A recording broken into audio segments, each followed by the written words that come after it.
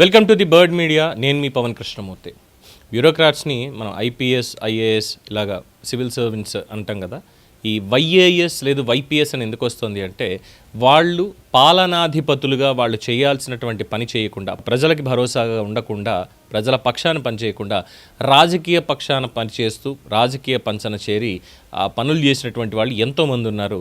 అందులోనూ 2019-24 మధ్యకాలంలో ఐఏఎస్లు, ఐపీఎస్ల మీద వచ్చినటువంటి ఎన్నో ఆరోపణలు. అందుకే వాళ్ళకి వైపీఎస్లని పోలీస్ డిపార్ట్మెంట్ అయితే, లేదు కలెక్టర్స్, లేదు కార్యదర్శుల కింద ఉన్నటువంటి ఐఏఎస్లకి వైఏఎస్లు అని చెప్పి పేరు వచ్చింది. అందుకే అలాంటి ఒక వైఏఎస్ అధికారికి సంబంధించినటువంటి వార్త ఆంధ్రప్రదేశ్ రాష్ట్ర రాజకీయాల్లో ఇప్పుడు తీవ్ర సంచలనాంశం వచ్చింది. ఇటీవల చూస్తున్నాం, ప్రముఖ వార్తాపత్రికల్లో కథనాల ప్రకారం కూటమి ప్రభుత్వాన్ని రాజకీయంగా ఇబ్బంది పెట్టడానికి కొంతమంది ఐఏఎస్ అధికారులు రహస్యంగా సమావేశాలు నిర్వహిస్తున్నారు అనేటువంటి వార్తలు వచ్చాయి. ముఖ్యంగా వైఎస్ జగన్మోహన్ రెడ్డి ప్రభుత్వ కాలంలో చాలా కీలకమైనటువంటి పదవుల్లో పనిచేసి రిటైర్ అయినటువంటి ఉన్నతాధికారి నేతృత్వంలో ఈ సమావేశాలు జరుగుతున్నాయని ప్రచారం రాజకీయ వర్గాల్లో తీవ్రమైనటువంటి చర్చకు కూడా దారితీసింది.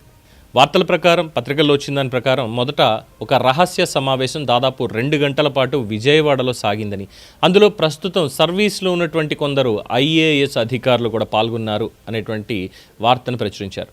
ఆ సమావేశంలోనే ప్రభుత్వంలో జరుగుతున్నటువంటి విషయాల్ని ఎలా బయటికి తీసుకురావాలి, కూటమి ప్రభుత్వాన్ని ప్రజల ముందు ఎలా బద్నాం చేయాలి, పరిపాలనలో అస్థిరత ఎలా సృష్టించాలి వంటి అంశాల మీద చర్చ జరిగినట్టుగా ప్రచారం సాగుతోంది. It was an investigative content అనుకోవచ్చు. ఈ సమావేశానికి కేంద్ర బిందువుగా నిలిచిన వ్యక్తిగా మాజీ చీఫ్ సెక్రటరీ జవహర్ రెడ్డి గారి పేరు ఎక్కువగా వినిపిస్తోంది. జగన్మోహన్ రెడ్డి పరిపాలనా సమయంలో అత్యంత ప్రభావశీలాధికారిగా ఉన్నటువంటి ఆయన ఆఫ్టర్ రిటైర్మెంట్ ఆ తర్వాత కూడా కొంతమంది అధికారులతో కలిసి రాజకీయ వ్యూహాలపై చర్చలు సాగిస్తున్నారు అనేటువంటి ఆరోపణలు రాజకీయ వర్గాల్లో వినిపిస్తున్నాయి. ఇక విజయవాడలో జరిగిన సమావేశం బయటపడిన తర్వాత చాలా జాగ్రత్తగా ఆ సమావేశాల వేదికని హైదరాబాద్కు మార్చారు అని కూడా ప్రచారం జరుగుతోంది. ఇంకా సంచలనం ఏంటంటే, ఈ సమావేశాలు తెలంగాణలో పనిచేస్తూ ఉన్నటువంటి ఒక ఐపీఎస్ అధికారి ఇంట్లో కూడా జరిగాయి అని కొన్ని కథనాల సారాంశం. ఆ అధికారి పేరు నాగిరెడ్డి అని, ఆయనకి జవహర్ రెడ్డితో బంధుత్వం కూడా ఉంది అనే ప్రచారం బలంగా వినిపిస్తోంది. ఈ సమాచారం నిజమైతే ఇదేమి సాధారణ విషయం అయితే కాదు. ఎందుకంటే ఒక రిటైర్డ్ ఆఫీసర్, ఆయన నేతృత్వంలో ప్రస్తుతం పని చేస్తూ ఉన్నటువంటి అధికారులు రహస్యంగా సమావేశం అవ్వాల్సినటువంటి అవసరం ఏంటి? అసలు రహస్య సమావేశం అనేది పరిపాలనా వ్యవస్థలోనే ఒక పెద్ద ప్రశ్నగా మిగిలిపోయే సందర్భం. మరి సమాధానాలు ఉంటాయా వాటికి? అలాగే ఈ సమావేశానికి హాజరైన అధికారులుగా కొన్ని పేర్లు సోషల్ మీడియాలో చక్కర్లు కొడుతున్నాయి. మాధవీలతారెడ్డి, గంధం చంద్రుడు, ముత్యాల రాజు రేవు, భరత్ గుప్తా, సాయికాంత్ వర్మ ఇలాంటి అధికారుల పేర్లు సోషల్ మీడియాలో ఎక్కువగా చర్చకు వస్తున్నాయి after that article printed in that paper. అయితే దీని మీద అధికారికంగా ఎవరు ఇప్పటిదాకా స్పందించలేదు. కానీ ఈ పేర్లు బయటికి రావడం అనేది రాజకీయాల్లోని చాలా పెద్ద చర్చకు ప్రస్తుతం దారితీస్తోంది. అసలు ప్రజాస్వామ్యంలో బ్యూరోక్రసీ పాత్ర ఏంటి? ప్రజలు ఓటు వేసి ప్రభుత్వాన్ని ఎన్నుకుంటాం, కానీ ప్రభుత్వం తీసుకునేటువంటి నిర్ణయాలని అమలు చేయాల్సినటువంటి బాధ్యత మరి అధికార యంత్రాంగంపై ఉండదా? వాళ్ళ మీదగా ఉండేది. ప్రభుత్వాలు మారచ్చు, ముఖ్యమంత్రులు మారచ్చు, కానీ ఈ బ్యూరోక్రసీ సిస్టమ్ మాత్రం తటస్థంగా ఉండాల్సిందే. అదే ప్రజాస్వామ్య వ్యవస్థలో ఉండేటువంటి బలం అని పెద్దలు చెప్పినటువంటి మాట.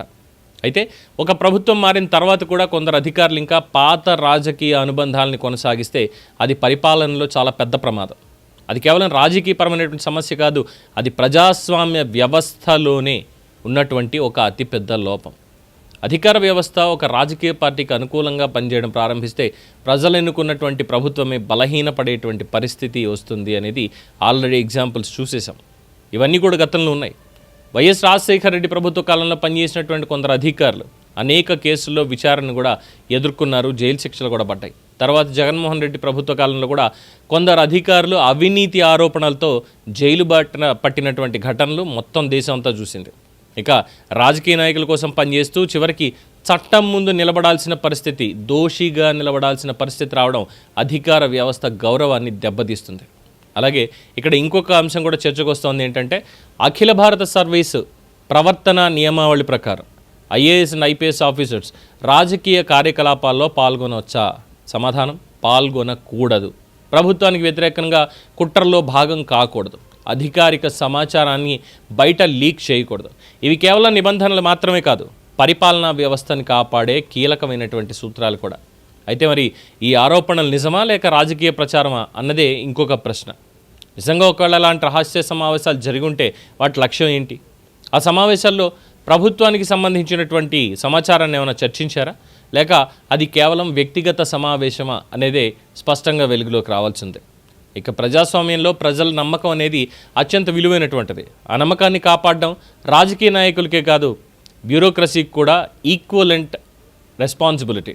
అధికార వ్యవస్థలో రాజకీయ విధేయత పెరిగితే మాత్రం అది ప్రభుత్వానికి కాదు, ప్రజాస్వామ్యానికి కూడా ప్రమాదకరం. అందుకే చాలామంది అనేది ఈ అంశం మీద స్పష్టమైనటువంటి సమగ్ర విచారణ జరగాల్సిన అవసరం ఉంది. నిజంగా ఇటువంటి రహస్య సమావేశాలు కనుక జరుగుంటే ప్రభుత్వం దీని మీద కఠినంగా స్పందించాల్సిందే అంటున్నారు.